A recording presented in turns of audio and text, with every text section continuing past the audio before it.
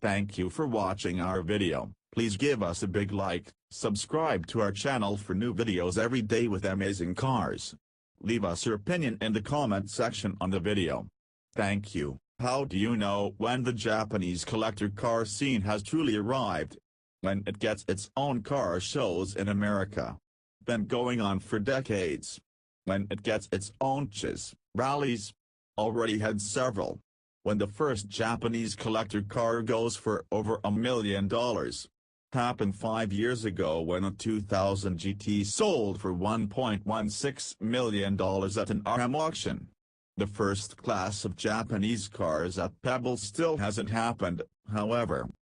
No, the Japanese collector car scene may truly be a thing starting May 26, when the vaunted Petersen Automotive Museum in Los Angeles opens not just one but two exhibits on Japanese cars, the first time the Pete has ever acknowledged Japanese collector cars to this extent in its 25 years of existence. Aside from their historical significance, the exhibits themselves promise to be pretty cool. So far, we have info and photos on one of the two. It's titled Roots of Monozukuri, Creative Spirit in Japanese Automaking. Monozukuri, as you will recall from your high school Japanese class, means the art, science and craft of making things. The exhibit will look at how Monozukuri took us from the earliest knockdown kits of post-war Japan, when subcompact English and French Weezers were built under license and sold to a nation crawling out of the devastation of war, to the silent perfection of something like an Infiniti Q60 Red Sport 400. It was a long journey, but, as the saying goes, it started with but a single step, or, in this case, a single twist of an ignition key.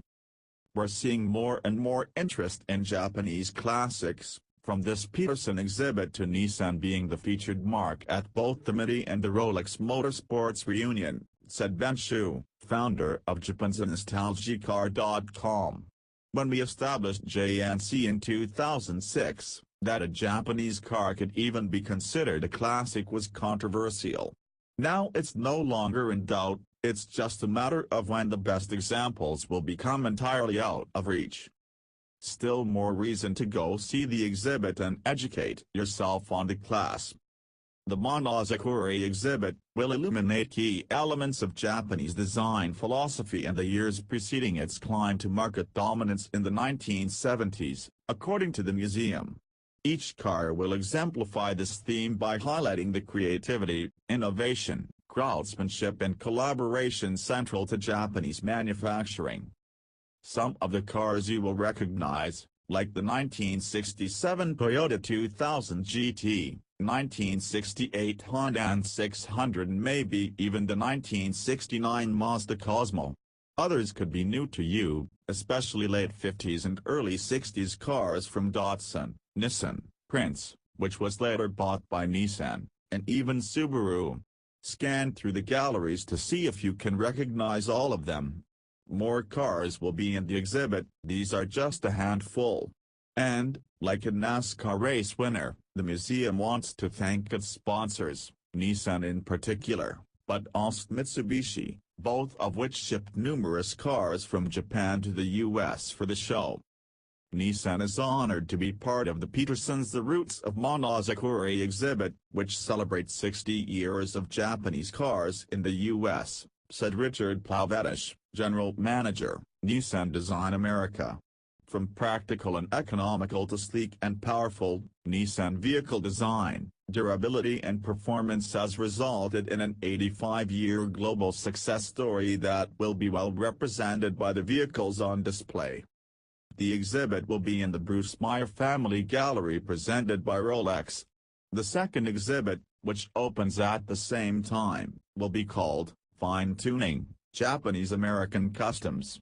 It will examine the rise of Japanese car customization in both the home market and the United States and how the two markets influenced each other to redefine car culture, the museum said.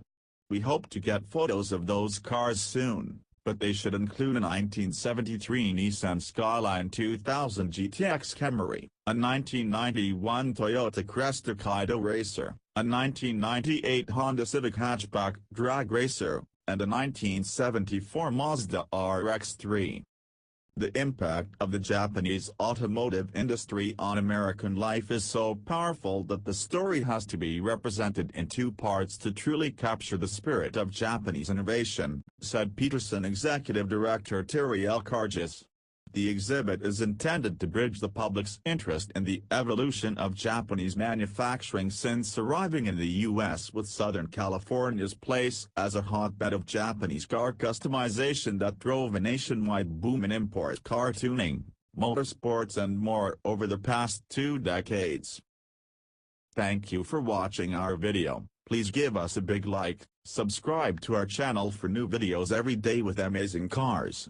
Leave us your opinion in the comment section on the video. Thank you.